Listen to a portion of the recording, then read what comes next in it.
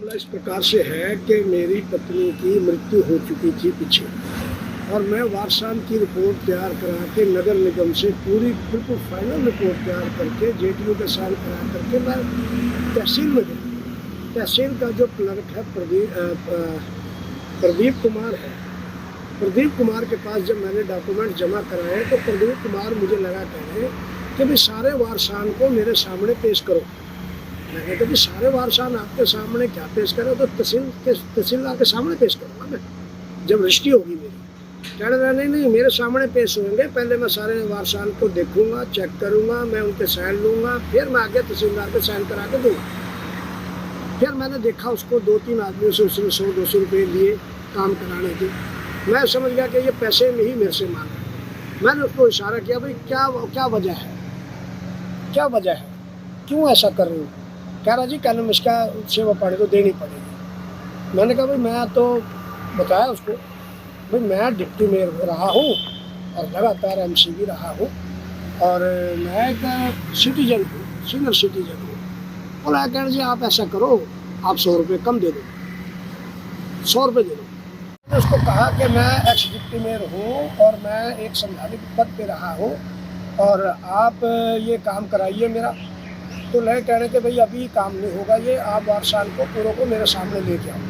मुझे मालूम है कि इसमें वारसान इसके पास पेश करने की जरूरत नहीं है, वारसान जो है तहसीलदार साहब के सामने पेश होते हैं। उसके बाद इसने मुझे इशारा किया। इशारा करने के बाद मैंने उसको कहा यार कुछ तो लिहाज करो, मैं एक्स डिप्टी मेयर हूँ और MC रहा हूँ 94 से लेकर 18 तक। तो लगा कहना जी आप 100 रुपये कम कर दे दो। तो मैंने 50 रुपये निकाल करके, जब ये नहीं माना 50 रुपये निकाल करके इसको दिए और इसने ले करके दराज में डाल दिए। दराज में डालने के बाद मेरे से कागज़ ले लिए और मुझे कहता अभी कल आना। तो मैं कल गया। अगले दिन जब मैं पहुंचा मैंने कहा जी मेरे कागज़, कह रहा भाई डाक अभी निकली नहीं तो आप शाम को आना। मैं शाम को फिर गया, शाम को फिर लगा कहने के भाई डाक अभी निकली नहीं, आप कल आना।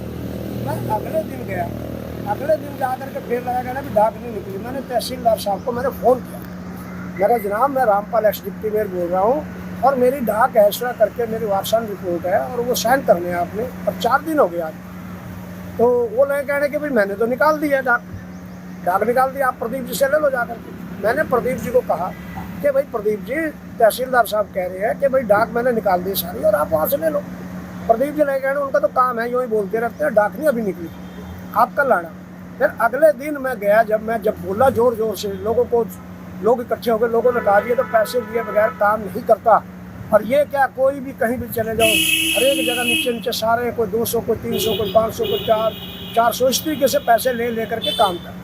यानी तहसील के अंदर निचले सतर पे भ्रष्टाचार पहुंच गया। कोई भी आदमी सेफ नहीं है, कोई भी आदमी पैसे दिए बगैर किसी का काम नहीं होता। जब मेरे जैसे डिप्टी में रहे हुए आदमी का काम पैसे बगैर नहीं हुआ तो आम आदमी का क्या हाल होगा। मेरी सरकार से विनती है कि इसके खिलाफ सख्त से सख्त कानूनी कार्रवाई की जाए। मैंने CM विंडो में डाल रखी है, अगर कार्रवाई नहीं होगी तो मैं और इससे ऊपर भी जाऊंगा, लेकिन ऐसे भ्रष्ट अधिकारी को मैं बख्शूंगा नहीं। तो रामपाल जी क्या आपको पहले ही वैसी शिकायतें मिली हैं? अक्सर शिकायत मिलती है कि जो तहसीलें हैं विशेषकर जगाधरी तहसील भ्रष्टाचार का अड्डा बन गई है, क्या आपको लगा है वहाँ? आप मेरे को, मैं आपको छोटी सी बात बता रहा हूँ, जब आपको यही देखो ना कि छोटा सा क्लर्क नहीं मेरे को काबू आ रहा है, तो क्लर्क को मैं कह रहा हूँ 2-2 3-3 बार मैंने कहा कि मैं एक्स डिप्टी में रहा हूँ, मैं MC रहा हूँ, अगले ने मुझे नहीं बख्शा। तो आम आदमी की क्या दिक्कत होगी। वहाँ लोग इकट्ठे हो गए, जब मैं उससे बोलने लगा भाई तू ऐसा कर रहा, तू पैसे लेके भी काम नहीं कर रहा है। तहसीलदार कह रहा है कि मैंने साइन कर दिए हैं, रिपोर्ट चली गई है, सब वहाँ से ले लो, और ये कह रहा आई नहीं है मेरे पास। तो बताओ आप यहीं से अंदाजा लगा लीजिए कि एक छोटे से छोटा एम्प्लॉयज भी रास्ता नहीं दे रहा पैसे लिए बगैर। आम जनता का क्या हाल होगा? आम जनता का बहुत बुरा हाल है। आम जनता तो वहाँ रो रही है, तब पैसे देके भी काम नहीं हो रहा है, ये हालात है।